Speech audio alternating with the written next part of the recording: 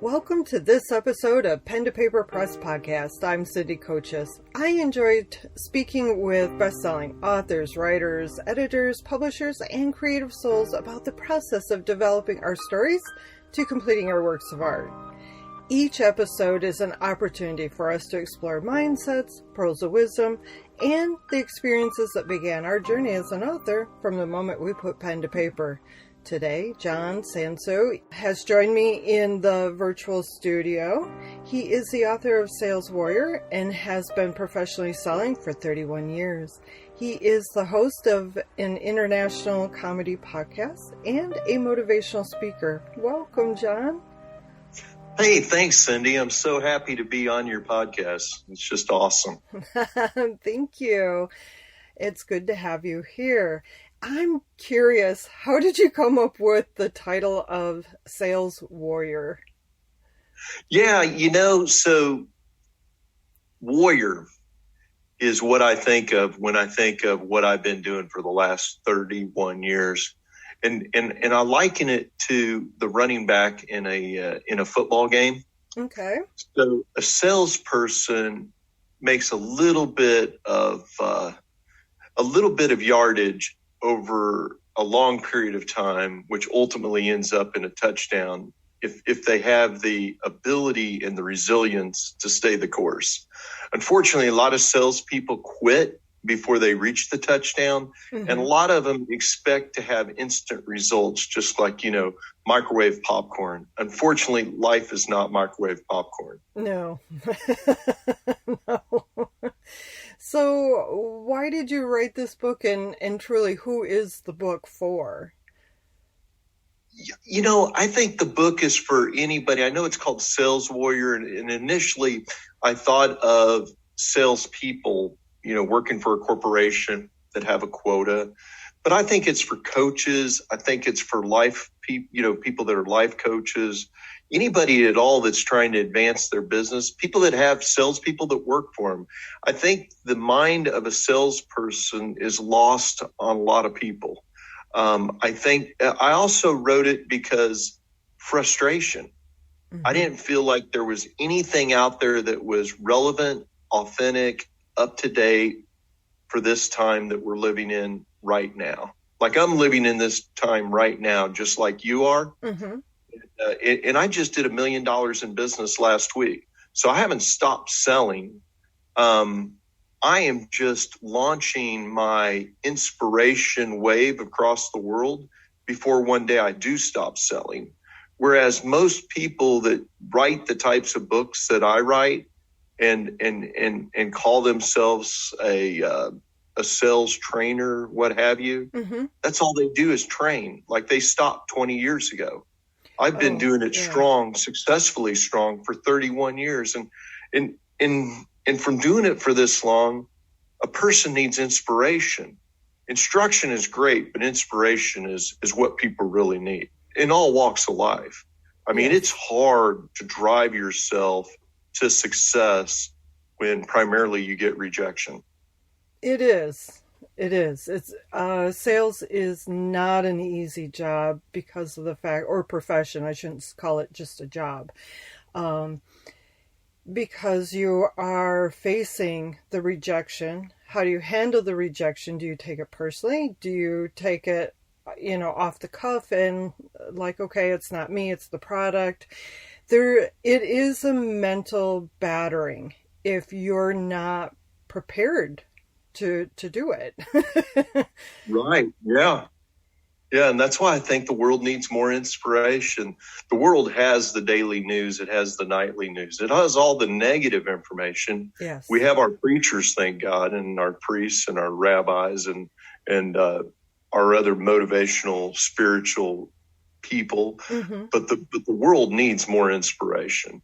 And so I have been a gatherer of inspiration for over 31 years. So in my downtime, I have spent my time reading and learning about inspirational materials. And I really liken my success to the off hours that I've spent educating myself. So as far as sales and being in that profession, Yes. what is something that, just makes it all worth it? Yeah, to me, I think of this a lot, and you have to have analogies to keep driving yourself, day after day after day. So, like a presentation, I think of like a rock concert. I think of myself as like the lead guitarist and not Okay. the road manager. And when I go into a presentation, I think of it as a show, a concert, what have you. And I'm ready. Like I get myself in state management. I'm ready to go on stage. I'm ready to do what it takes. But your question, and it's early in the morning. Can you give it to me one more time? Oh, and I was just getting ready to reach for my mug of tea. So, Okay, yes, no, it's all good. it is early in the morning when we're recording this. But hey, it's what fits our schedules, so that's okay. No, it's all good. The question is, Uh-huh. was what makes doing sales for you? What makes it all worth it? What is it that just makes you Yeah, want to keep no, going? I can definitely, okay, something out of nothing. And that's a big thing that I teach in my book. Like a lot of people don't understand the term business. When they think of business, they think of people that like are, have an MBA and are running a major corporation. Well, guess what? If you're running a major corporation and there's no orders for your factory, you're out of business. Right. How do you get orders for your factory? Good salespeople. Right. People don't understand. They put like the cart before the horse, so to speak. When they think of business, they think of the building. They think of the company. They don't think of the engine. And the most important part of business is the sales process, because ultimately, if you don't have sales, you don't have business. Right. People don't get that. Steve Jobs got that. So Steve Jobs, when he was first creating Apple, he went to this small computer guy with a very rudimentary computer. It didn't have a monitor. It didn't have a keyboard. Literally, all it was a board. It was just a board with chips on it. But and he sold like 20 of them to this guy. Think of it like a Radio Shack, like a non-named Radio Shack. He just sold this guy these boards, and the guy sold them all because he's out in California, and people had their own monitors, people had their own their keyboards, what have you, because you're in that area of California where you have all these engineers and you have all these people that really embrace technology, and they were so excited. Oh my God, my first computer. And but Steve Jobs got it and continued to get it like his entire life. It's all about sales. It doesn't matter how good your product is. It doesn't matter how good your advertising is. If you don't have people that can face the prospect and relate what you're bringing to the table, whereas they can see it as a benefit to them and they can see it as value, then they will purchase it. In fact, I'll go one step further. If you have shown somebody a value in your product, you can't stop them from purchasing it. Yeah. Like if they don't purchase it from you, they're going to purchase it from somebody else. Right. So there's a lot of wills to business, but I really want to just really drive home the fact of like many times I think people think of sales as the thing you do when you can't do anything else. And I'm going to say that sales is the thing that has to be done before you can do anything else. Yes. Like you can't have business. There's no such thing as business without sales. It doesn't exist. Right. Right. Because if you don't sell what you've got, then you can't pay your bills. You can't, you have to have that. I like how you put that. And going back to the football reference, and I'm not, I mean, I get the gist of football and running down the field and so forth. But, when you said that, it was like, yeah, because it's not always about walking up to somebody and, or walking into a corporation and saying, hey, I've got this product, buy it, they buy it. No, you have to inform them. Okay, so that gets you a little down the field. They ask questions that put you, may make you stumble backwards a step or two, but probably pushes you forward because if you can answer those questions. So I really like that analogy because of the fact that it's not the same play for every game, and it's not always the same result. But when you score, boy, you feel you feel the same, whether it's a little sale or a big sale. I mean, obviously a bigger sale, you're going to do a little bigger touchdown dance, but right. But still, you're going to do a dance when you hit that touchdown. So I really appreciate that analogy. And Sure. and that's going to put that visual in a lot of people's heads and hopefully make the concept of, oh my God, I got to sell my book. Make it a little easier that, oh, wait, okay, if I put it into a different perspective, maybe it'll be a little easier. So rolling into, because this podcast is writers talking about their products and also speaking to fellow writers to help each other. That's the community I'm building, is to help each other in the creative field. Yeah. So the idea of selling books, it's difficult.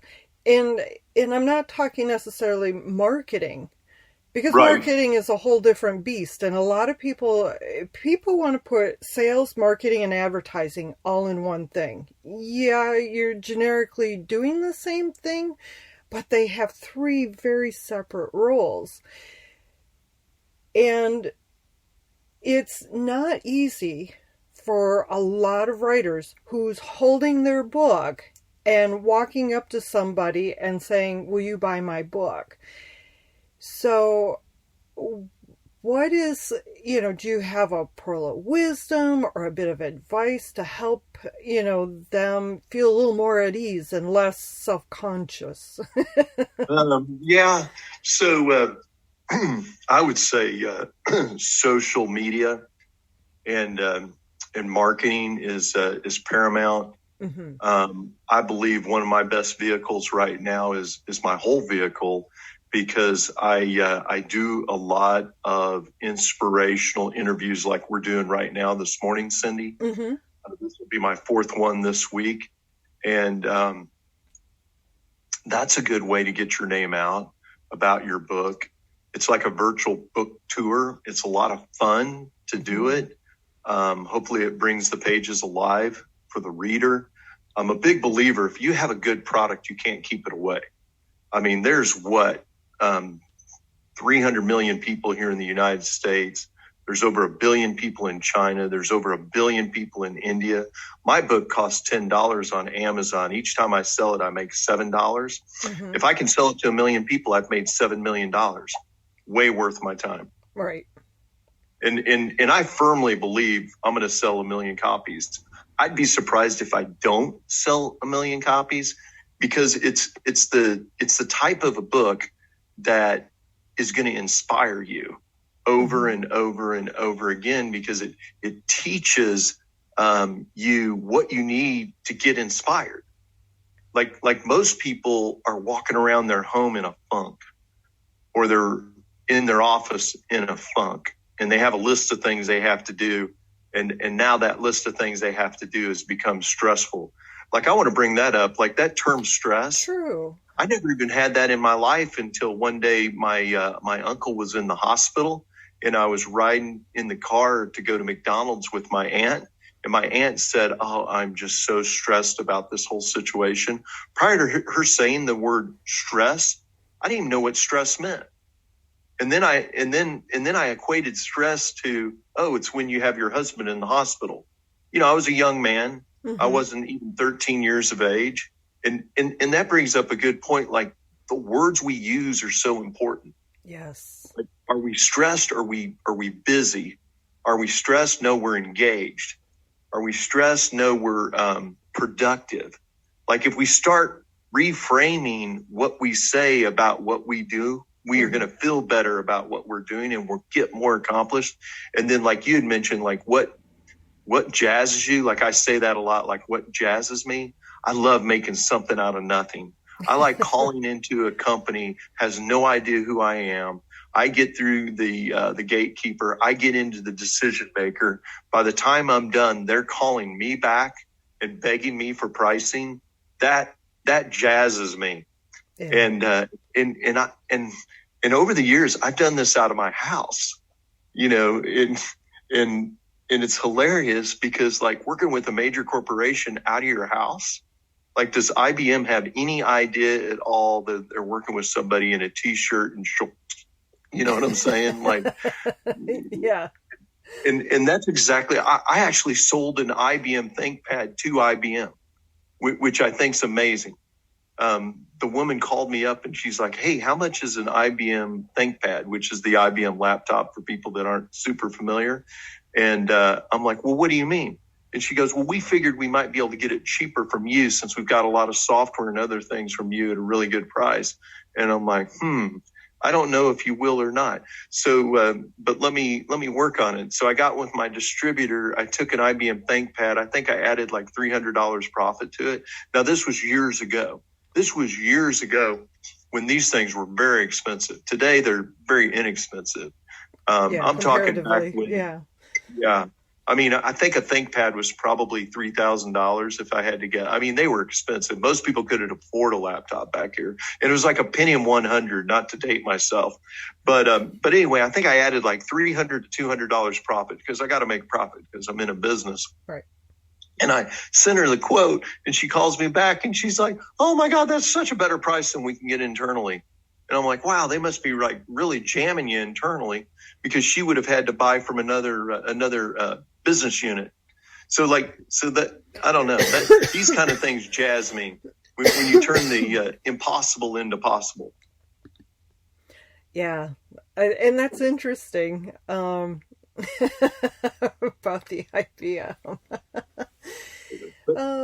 So now go ahead. Oh, I was gonna say, let me look over my notes here. And of course, you know what I could say. So your writers, what can they do to get motivated to sell their book?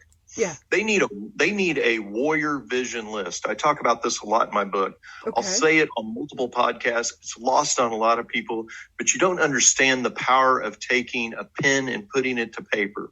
I mean, you can type it in your computer too, but something magical happens when you put a pen to paper. Right. When you say, I'm going to sell 100 books, you start doing things to sell 100 books. You start finding time. You start reaching out to people to get on podcasts to promote your book. You start starting your own podcast so that you can promote your book on an ongoing basis. You start doing things. It's biblical. It's a vision. I think in the Bible it says, without a vision, my people perish. Well, Zig Ziglar talks about this. Tony Robbins talks about this. Tom Hopkins talks about this. Brian Tracy talks about this. Like you'll find I'm very, very well read in my area. And the vision list, the warrior vision list, the written list, I'm going to sell 100 books. And then your subconscious goes to work on it. How am I going to sell 100 books? You start asking the right questions. That's what the key to success is. If you don't ask the right questions, you're not going to get the right answers. You're not going to utilize the law of attraction and bring things to you that should be coming to you, because you're not reaching for them. And it all starts with a written list of goals. And I call it my warrior vision list. Some people put it out on like a big banner, and it's like a vision board. And they have all these pictures of these nice things that they want in life. Like, here's a picture of a vacation I want to take. Here's a picture of a boat I want. Here's a picture of a horse I want. But it all starts with a vision. Mm-hmm. And that's what jazzes you. So as you get closer and closer to this dream that you have, or this vision that you have, that's how you get success. But it all starts like with that vision. And then you got to work on yourself. Like if you're timid to sell your book, you got to work on yourself and get to the point where you believe your book and the price of your book is worthy of, people buying it. Mm-hmm. So somebody who is timid and is and feeling a little insecure and not feeling that they have the courage Yeah. get out there and, say, hey, will you buy my book? What is something that you would offer to them to help give them that little extra, inspiration or motivation to, for them to work off of, to help build their courage and build their... Yeah. Well, I think the power of association is really strong. So maybe find somebody else who's trying to sell their book and, parlay them together. Do some joint marketing, I think is a very strong thing to do. Like the one thing you can't do in business is let your ego get in the way of making money. So if you find somebody else that's trying to sell a book that might be like yours, realize that there are going to be some people that are going to want to buy their book and some people that are going to want to buy your book. And the more you do this, co-marketing, so to speak, could be very powerful for selling your product. But working on oneself all starts with a list of 3. And I talk about this in my book, but you gotta be able to personalize yourself like you do a product. You got to be able to tell people in a very concise way who you are. So me, and I've worked on this for years. So don't think that that like I'm just making this up off the top of my head. Like this is in my head before I even mention it. But like when I describe myself, I use the power of 3. The power of 3 are 3 specific benefits of me, like things that I know that are about me that make me special. And everybody needs that. And you build that by having a list of your 10 best accomplishments. So you look at your 10 best accomplishments and you say to yourself, why did I have these 10 best accomplishments? Like what qualities do I have that allowed for these 10 best accomplishments to occur? And then you got to break it down into 3.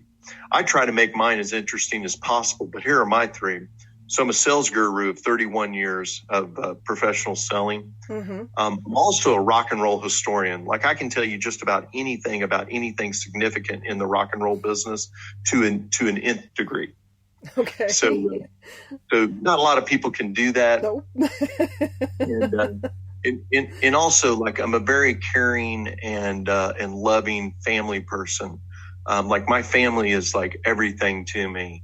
I'm very in touch with my family. My family comes from Sicily and Germany, and I know of and connected to the majority of my cousins that are all around the world, because family is that important to me. So I'm connected to my family. I'm a very strong family person. I'm a sales guru of 31 years, and I'm a rock and roll historian. Like I can pretty much tell you anything significant that has happened in the music business over the last 50 years. I like that you brought up what are the benefits of me and making a list of that, because that helps to boost our self-confidence. It helps us to see the good in us. And, as you were saying it, I could hear a couple of people grumble in my mind, going, I don't have 3 things or 10 things that I've accomplished. And it's like, whoa, it's like I can hear those people grumbling about that. And it's like getting up. I got up, made the bed. That's an accomplishment. For some people, that is. So look at the little things. Don't look at like, well, I didn't sell $1 million this week. No, but hey, did you make yourself a cup of tea and not spill it all over the place? Hey, success. Well, and it's baby steps. So when I very first started selling, my first job I ever got, I was selling industrial chemicals, and it was $30 for a pack, and I barely made any money at all. So I went from selling something that was over the phone for $30 a pack. I also sold magazines for like $10 a pop, and I sold photography for like $10 a pop, $8 a pop, even $4 a pop. And, I sold, newspaper subscriptions. I can't remember. That was like either $5 or $10. But what I'm saying is like, I didn't start out selling $1 million. Right. Like I had to build my self-esteem up. I remember like doing a proposal for $100,000 and saying to myself, oh my God, that person's not going to buy this. So like you have to like grow. Like I've been doing it 31 businesses and 31 years and have always been in a level of trying to grow and get educated. Mm-hmm. And that is so important too. Like, your folks that struggle with self-confidence and things like that, go and read 100 biographies. I mean, self-help books are great. And my book is amazing. It'll be a good jump start, but start reading over 100 biographies. And what you're going to find is the most famous people in the world struggled. Yeah. They struggled. Yes. Walt Disney, great example. He had a very failed career for a very long time and became a multi-millionaire. And a lot of his success later on in life was due to his brother, Roy. A lot of people don't know that story. They just know of Walt Disney, but they don't know the business mind behind the Walt Disney Corporation. But Walt Disney, I mean, he struggled. Mm-hmm. And when he finally got his first cartoon kind of off the what do you want to call it? Successful. It was like a cat. The guy that he was doing all the work for owned all of the rights to his cartoons. Yeah. And the guy just decided to cut Walt Disney out. So he took Walt Disney and all of his cartoonists and started doing that cat cartoon. The first one that he got successful with. And this is kind of inspirational. Walt Disney had this idea for Steamboat Willie, which became Mickey Mouse, that he had just like sketched on a napkin. He and his only remaining cartoonist and one of his painters started doing the Mickey Mouse or Steamboat Willie cartoon that you know of today. And now it's like one of the biggest corporations in the world. So one cartoonist and one coloring artist. And you know who one of the coloring artists were? I don't remember. His wife. So it was his wife and his one cartoonist. And they carried on with his vision. But a lot of people think that people that are successful never had any problems. Like me, I was working for an ad agency and I got fired right before Christmas. Ooh. Literally fired right before Christmas. And best thing that could have happened to me, because I was in a situation where I was making low income and I was going to probably stay there just based upon the way I was raised. I was probably going to stay there 5 years, but them firing me is like the best thing that could have happened to me, because it gave me a reality that, hey, I don't want to do this the rest of my life. I don't want to have my income tapped or capped. And now I'm going into professional sales. I did the whole corporate thing where I was an account executive working with, clients that were already signed or whatever. Mm-hmm. And they capped my income. And then I went out and got more clients and they capped my income again. And I'm like, I can't have my income capped. No. And so I'm either going back and getting an MBA, and I was in my early 20s, or I'm going into sales. Instead, I went into sales. Good for you. And you do have to take care of yourself and fight for, well, not fight, that's inaccurate, but you have to strive for what's best for you. And sorry about that. No worries. It is all good. I thought that was off. So, yeah. Excuse me. So the subtitle of your book is Inspiring Better Futures in Business for Sales and Business Professionals by Providing Tools for Mental if I can say the word manifestation, yeah. Yes. So, that truly wraps up a lot of what our conversation has been. And, mm-hmm. So it's a long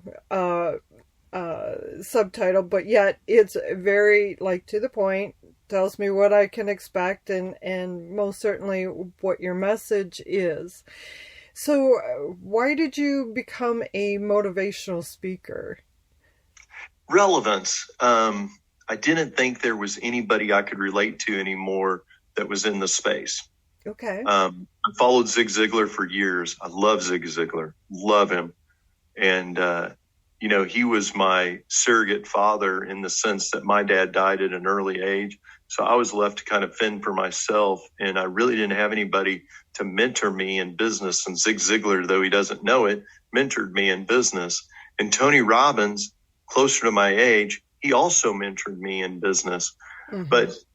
But there was never anybody like me out there, in my opinion. I love Tom Hopkins, but he's not like me.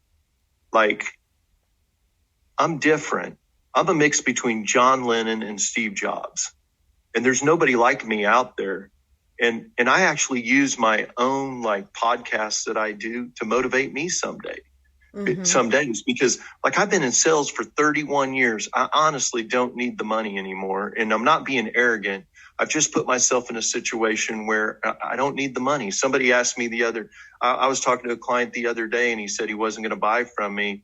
And he was really like, felt bad that he wasn't going to buy from me because he thought it was like really going to hurt me. Mm-hmm. And I wasn't being arrogant. I was just being honest. And I was saying, you know what, you got to do what's best for you. And if I'm not right for you and what I'm offering isn't right for you, please know that like I'm out of debt and I definitely don't need the money. And the only reason I'm not retired yet is I can't touch my money because I'm not 60. Like the majority of my money, I have to wait till I'm 60 technically. Mm-hmm. But what I'm trying to relate is that it's more than the money. It's the game. It's the love of the game. And what I try to teach in my book, Cindy, is mental tools. They don't teach mental tools. Most sales books say things like overcoming objections, yes. Spin selling, learn from a guy that's been in prison, learn from a guy that used to be a drug addict. I've never been to prison. I've never been a drug addict. And also, I love Tony Robbins and I love Zig Ziglar. But like, I'm a highly educated salesperson, 4-year degree, MBA courses, read over 100 books. I've sold very technical products that cost $1 million. And most of the people that teach what I teach are like car salespeople, and there's nothing wrong with car salespeople. But I've taught like things that take 3 years to sell because they're so expensive. And companies have to go out and find the money for it. Right. So it's not just it's a fit. They got to have the cash for it. And right. And I've had the resilience to wait for the cash for it. I'm just trying to properly describe this, but somebody who's looking for like daily inspiration and mindset that they can use for the rest of their life. Mm-hmm. And they can keep coming back to it and keep coming back to it and keep coming back to it. That's what my book's all about. It drips on you in a very concise 90-page book, what they can learn from me. And two, I'm humble in my book. I know I might sound arrogant, but I realize like where I came from. Mm-hmm. Humble beginnings. Came to Dallas over 30 years ago with $300, and within a month it was gone because I had a major car repair. So I was pretty much broke. I had to make cash to pay bills and get my apartment and get situated in the area. And I started waiting tables. Mm-hmm. And two, like I'm not a National Honor Society student. In high school, I got C's, B's, and an A in art. I never did great on any of the standardized tests. I was not a straight A student. But I'll tell you, like I had something happen when I was in high school, sophomore year of high school, where they made me get a job waiting tables. Okay. And actually it started off being a busboy, and I made a turn and I went from getting C's, B's, and an A in art to almost getting straight A's. And the reason is because now I had a why. Like my why was I need to get my grades up because I'm going to college. Because I got to get educated, because mm-hmm. I didn't feel like I could get a good job without being educated. Not that people can't make a lot of money without being educated. I don't want to say that. Right. For me personally, and I don't want to say anything bad about waiting tables, because the life skills that I learned waiting tables helps me every day. Oh yeah, and it is a challenging position, and it really bothers me to see people being not unkind to, the waitresses and waiters because of the fact that for many of them, it's a secondary job, or it's the job that they love to do, or some don't care for their job, but like in anything, but it's not just like walk in, take an order, walk to the back, hand it to somebody else. There's skill to it. And there are some personalities that do really well in it, and there's some that don't. And a lot of it comes from the heart, Absolutely. And there's things you learn being a waiter and working with your bartenders and your other waitresses that you can learn, that you can use the rest of your life. Yeah. And it should be noted that like there are restaurants that the food's expensive enough and the drinks flow enough that you can literally make six figures waiting tables and being a bartender. Mm-hmm. It's not going to be in every market though. You got to be in a major city in a very expensive environment to make that kind of money. I don't think you can make that in like, a small town, so to speak. But, so I definitely don't want to downplay these jobs, but for me, it was a turning point and it was a why. Like as I'm looking at this whole restaurant at age 16 that I have to, before I get off, I have to vacuum the whole restaurant. I have to clean the men's bathroom. I have to clean the women's bathroom. I have to walk outside and clean up all the trash around the whole restaurant.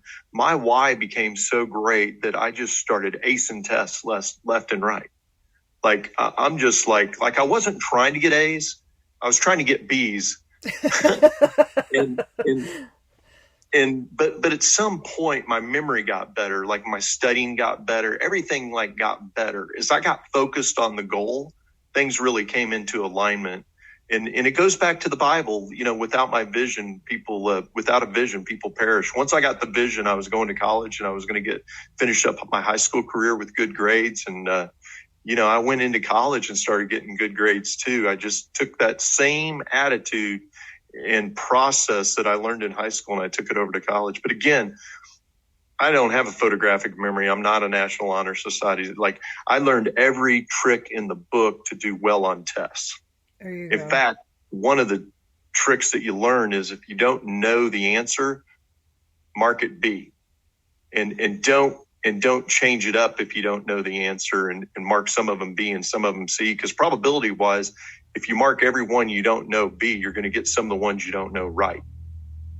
Or C, you just have to pick a letter. Interesting. I guess I never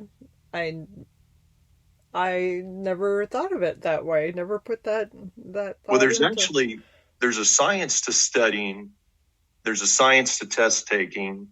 And a lot of people don't know this, but like it is so important when you take a test to have test attitude.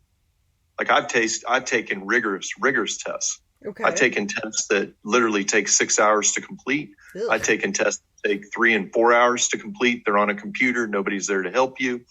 And it's pass fail. And when you're taking these kind of rigorous tests, test attitude is so important.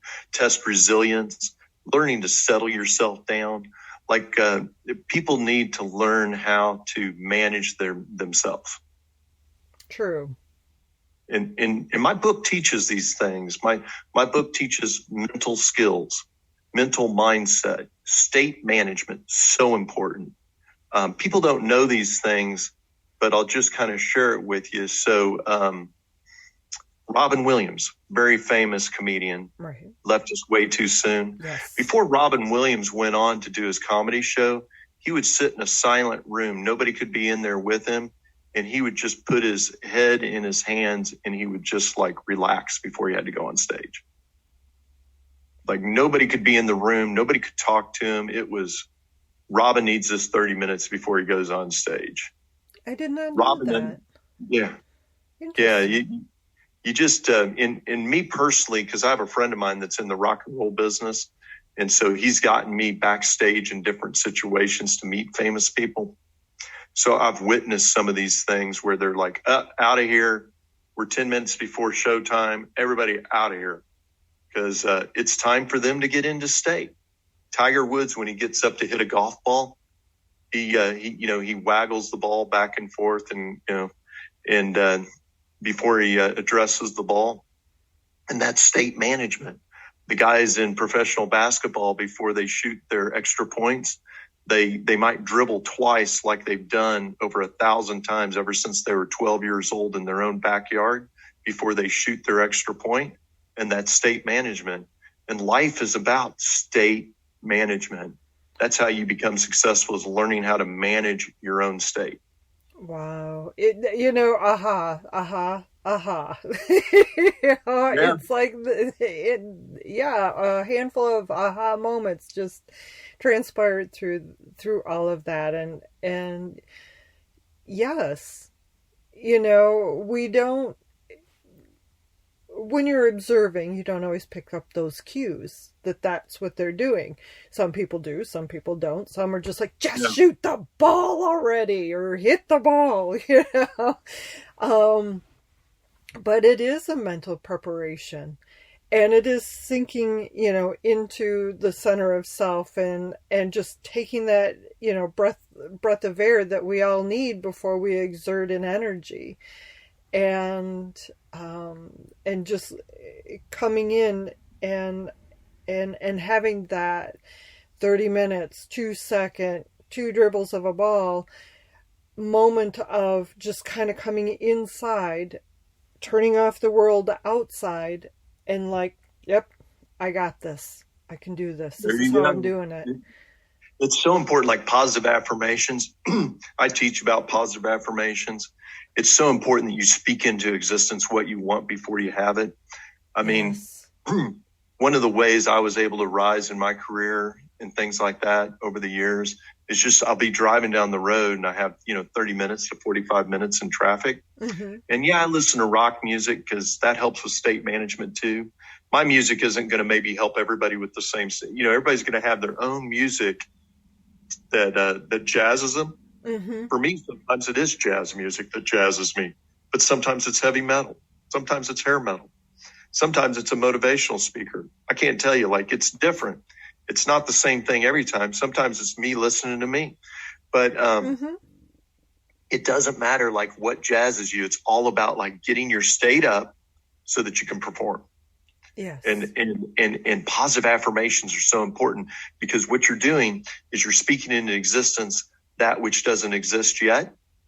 And that's biblical too. Like, speak unto this tree or whatever, and you make it grow. Mm-hmm. So you speak it into existence before it exists. And what you find is like people that are world famous have done that. Jim Carrey is one of the best examples. He wrote out a check to himself, and he was living in his car, and the check said it was for $1 million to Jim Carrey for professional acting, signed by Jim Carrey. So it was a check that he wrote out to himself for $1 million. And by God, he got $1 million for acting. And that's what it takes, like vision, mm-hmm. speaking into existence, things that don't exist yet. These things are so important. And it's not like some kind of crazy magical mythology that doesn't exist. It's based on biblical knowns. It's based on knowns that have been around the world since the beginning of time. Cindy, I got to sign off pretty quick because I actually got another appointment. Nope, you're fine. So, in closing, where can people find you on the internet? Yeah, so I've made that so easy. saleswarriorinspire.com. That's my website. From there, you can buy my book. From there, you can buy my master class, which has 7 hours of inspiration, instruction, and worksheets from me. So it's all available right there. And from there, you can also link up to me for an ongoing basis. Because as I do these inspirational podcasts with people like you, Cindy, mm-hmm. it's going to be available on my website as well as on my Facebook and things like that. You can link to me on Facebook right from my website. And 2, you can get subscribed to my YouTube channel called Schools Out 80s Comedy Storytime.